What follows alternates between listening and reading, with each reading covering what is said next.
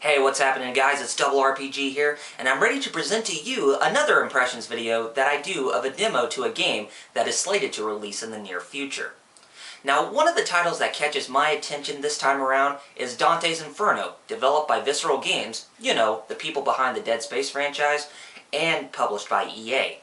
Now, if some of you are aware of Dante's Inferno, then I'm pretty sure that you are aware of the epic poem, Divine Comedy, that tells about Dante's allegoric journey through hell, purgatory, and paradise to save his soul from being damned to hell for an eternity.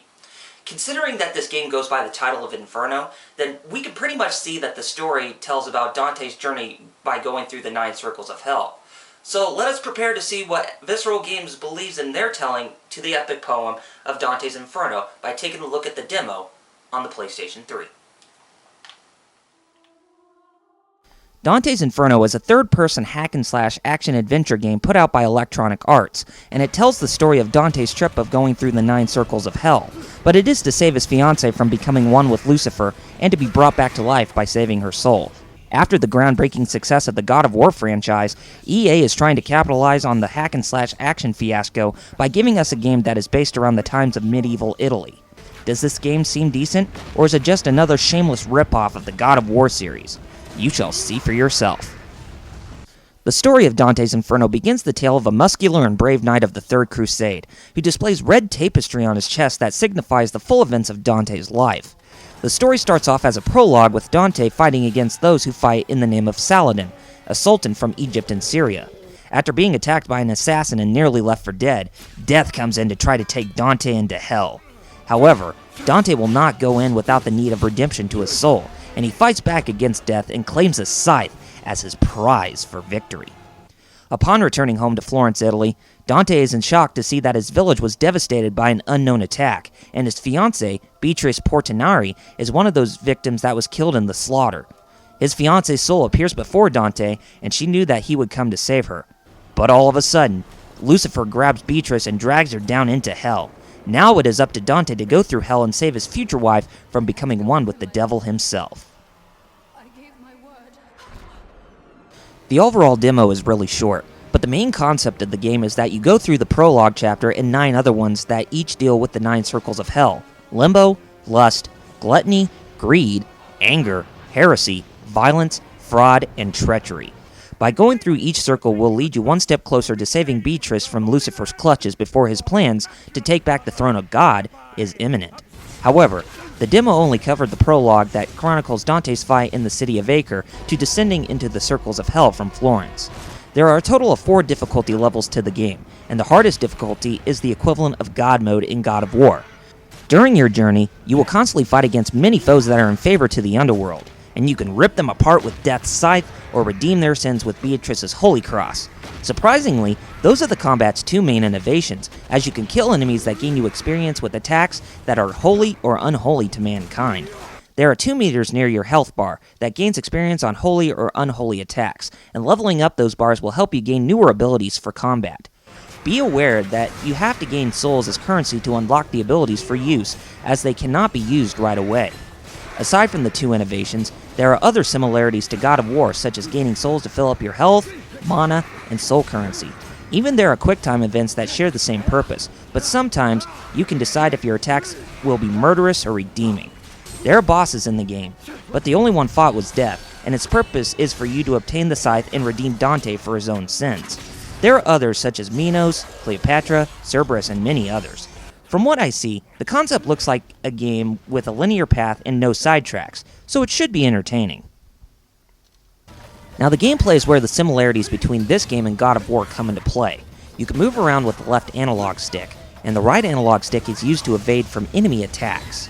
Jumping is executed with the X button, and tapping it again while in the air will execute a double jump. Hitting the square button is used for light attacks, and hitting the triangle button is used for heavy blows. The circle button has an original feature, as you can use that to execute attacks with the Holy Cross. A good use for this is when your enemies are on fire, and you can use the cross to put out the flames and destroy them with the scythe. Holding the L1 button will open up your magic panel, and you can hit one of the 4 buttons on the right to execute a powerful magic attack. Defending is a good idea, and holding down on the L2 button is strongly recommended. Pressing the R2 button will command you to grab your enemies with your scythe, and you can hit the square or circle button to attack them with a holy or unholy manner. One of the biggest kickers of the game is going into redemption mode, which is the same as the devil mode in Devil May Cry, and you can unleash your fury on those who are damned to hell for an eternity by pressing both the L1 and R1 shoulder buttons. Finally, there are some obstacles like doors to open or poles to grab onto and to climb up and down, so hitting the R1 button will be your leeway through. By playing the demo, I can say that the controls are very nice, and they do not become faulty at all. From the FMVs to the cutscenes, the design looks very gorgeous, with and without the gore. It's pretty obvious that the graphics are worked around the same engine that was used in the Godfather video game and Dead Space, as that has become Visceral Games' own proprietary engine. The character designs and environments look very well done, and it reflects the time of 13th century Europe. What I really liked about the FMV movies was the intro that shows Dante's chest that covers him sewing the red tapestry on. The gritty detail of the rough and damaged skin just blew my mind. The weapon design on Death's Scythe was very incredible, and it looks even better than the weapons shown in God of War. Last but not least, some of the FMV scenes had 2D animation, and I can say that it looks pretty standard and not fully detailed, so the design is very nice to look at. After listening to the whole demo, the music didn't make a huge impression for me, but the last video that showcases the rest of the game was very brilliant, as it reminds me of how the music of God of War represented, but this music has a more sinister tone. The composer for BioShock, Gary Shyman, comes in to orchestrate the music this time around. The voice acting in the game is not that bad. I don't know who voices who, but I noticed for a fact that EA used voice actors that are exclusive to their certain games, and ones that are not widespread like Nolan North. Even the sound effects are pretty good, and the sounds coming from the pits of hell was more invigorating than hearing the constant screams of the people falling into the realm of Hades in God of War. So far, everything has good quality in the sound department. Despite its minor repetition in the combat and the use of elements from the God of War games, Dante's Inferno seems like it is a clone that can manage to stand out on its own. Since the game follows the plot of the first story of the poem, I have complete faith that Visceral Games is going to make a trilogy out of this, with each game covering the 3 stories. The first story is going through the 9 circles of hell, to the last story of Dante receiving enlightenment in heaven seems like it will be another big hit for EA to store cash in their wallets.